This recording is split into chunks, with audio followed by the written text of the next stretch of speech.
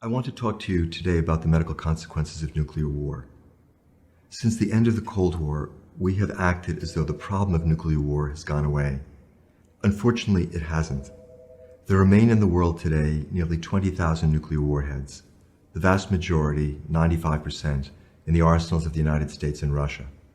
And so it is terribly important that we understand what will happen if these weapons are used.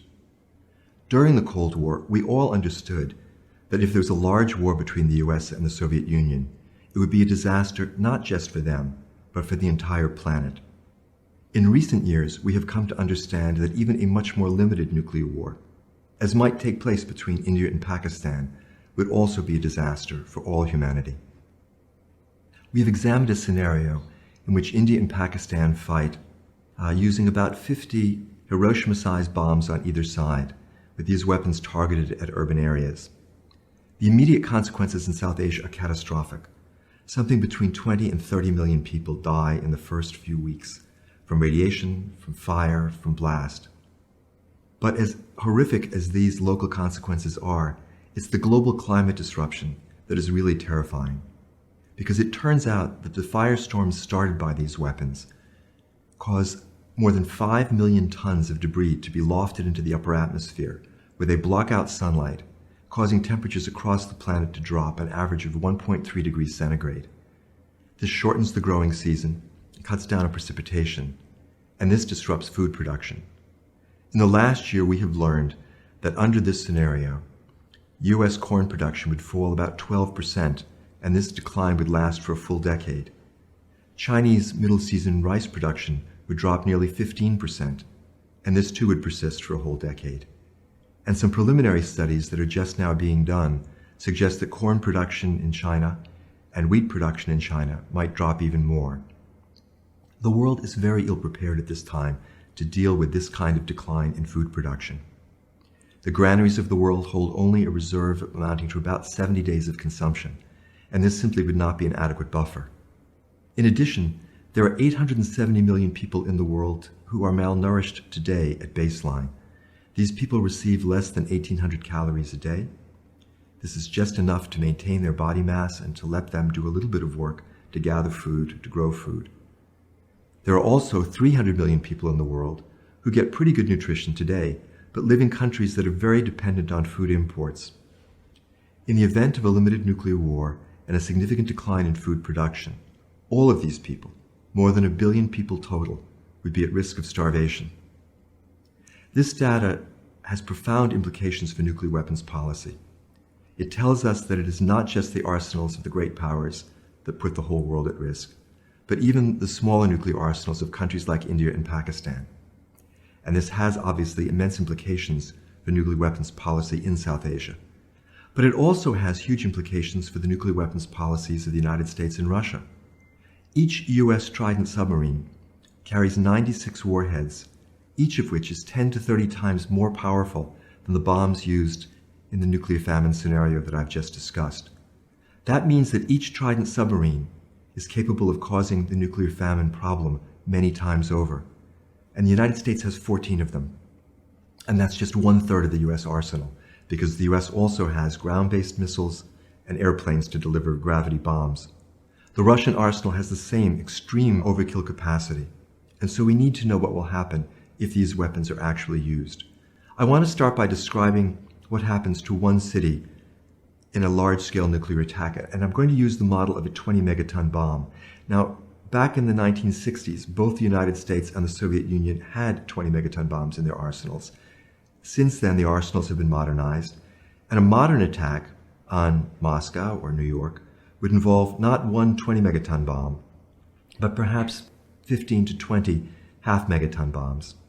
The megatonnage would be less, but the destruction would be even greater because it would be spread out more efficiently over the entire metropolitan area. It's difficult, though, to visualize 15 to 20 bombs going off all at the same time, and so the model of a single 20-megaton bomb, even though it tends to underestimate the destruction, serves as an adequate approximation for our purposes. Within 1,000th of a second of the detonation of this bomb, a fireball would form, reaching out for 2 miles in every direction, 4 miles across, Within this area, temperatures would rise to 20 million degrees Fahrenheit, which is hotter than the surface of the sun, and everything would be vaporized. The buildings, the people, the trees, the upper level of the earth itself. To a distance of 4 miles in every direction, the blast would generate winds in excess of 600 miles per hour and blast pressures greater than 25 pounds per square inch. Forces of this magnitude can destroy anything that human beings can build. Underground shelters would collapse. To a distance of 6 miles in every direction, the heat would be so intense that automobile sheet metal would melt. To a distance of 10 miles in every direction, the blast would still generate winds in excess of 200 miles per hour and blast pressures greater than 10 pounds per square inch. Forces of this magnitude would level wood frame buildings, masonry buildings. A modern steel and concrete building would see its walls and floors swept out. Just the steel skeleton would remain. To a distance of 16 miles in every direction, the heat would be so intense that everything flammable would burn. Wood, paper, cloth, heating oil, gasoline, it would all ignite. Hundreds of thousands of fires, which would, over the next half hour, coalesce into a giant firestorm, 32 miles across, covering over 800 square miles. Within this entire area, the temperature would rise to 1400 degrees Fahrenheit. All the oxygen would be consumed, and every living thing would die.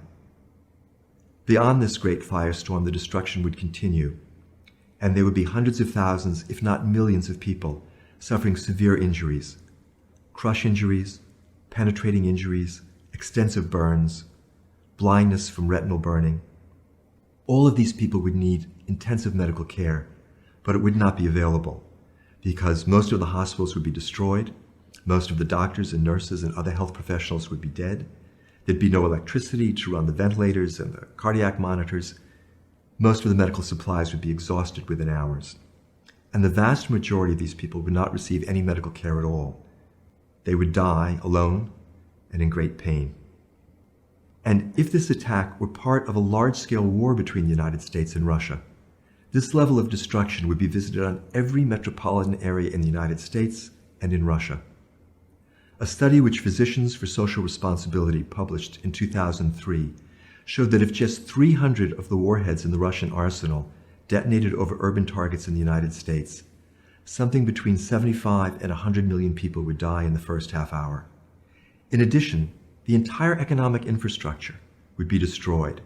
The transportation system, the communications network, the public health system, all the things that a modern industrial country requires to maintain its population, all of these things would be gone. And it is probable that in the ensuing months, the vast majority of the American and Russian population, those who were not killed outright in the first half hour of the attack, they too would die from starvation, from exposure, from epidemic disease, from radiation poisoning. As unimaginable as these direct consequences are, they are not the worst part of the story.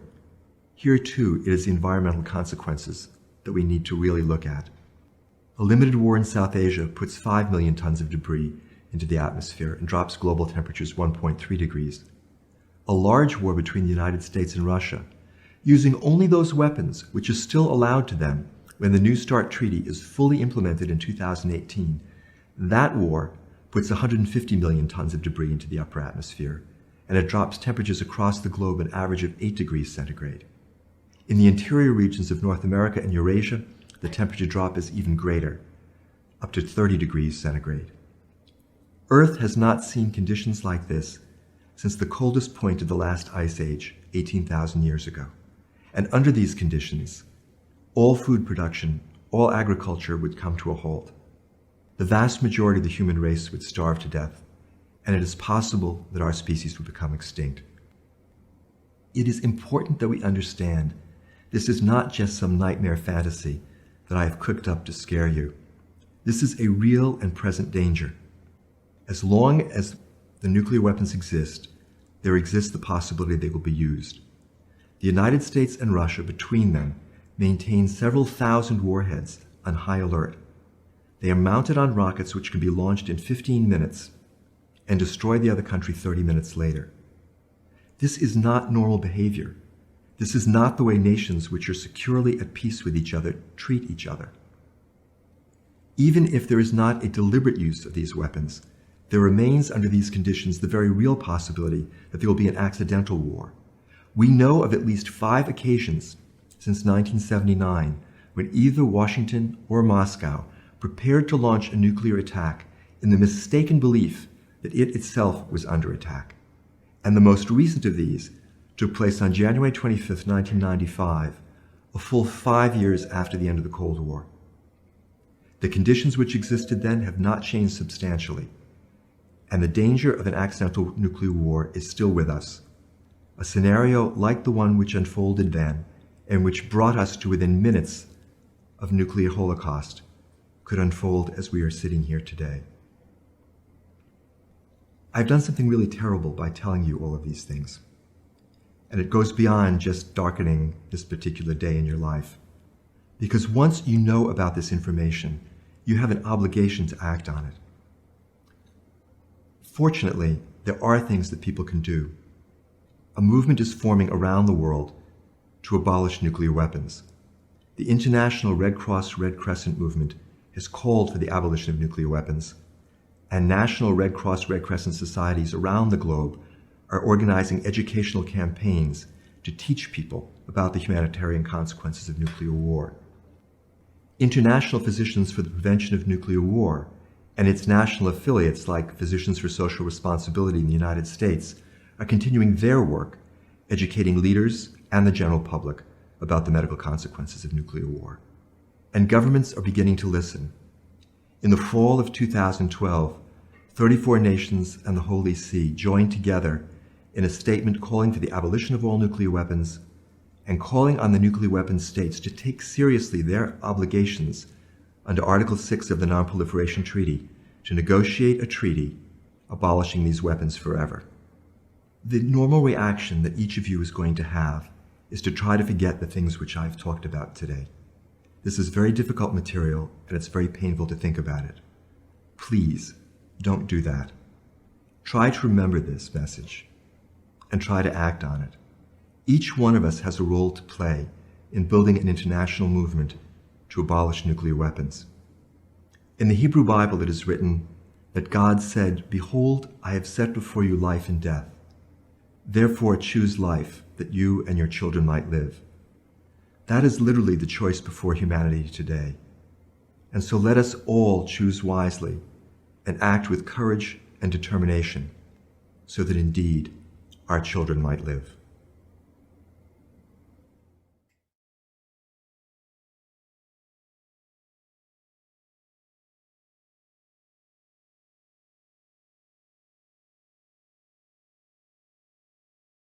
We've been given the opportunity to save the world.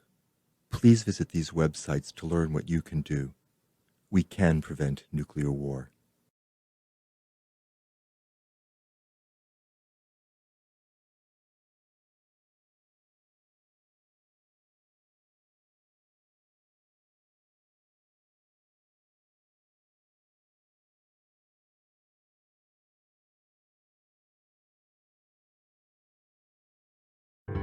If you think this message is important and should be viewed by others, please share it. Share it to Facebook, share it to Twitter. Also be sure to like and favorite the video. By doing so, it'll rise in listings and you'll have the opportunity to be viewed by others.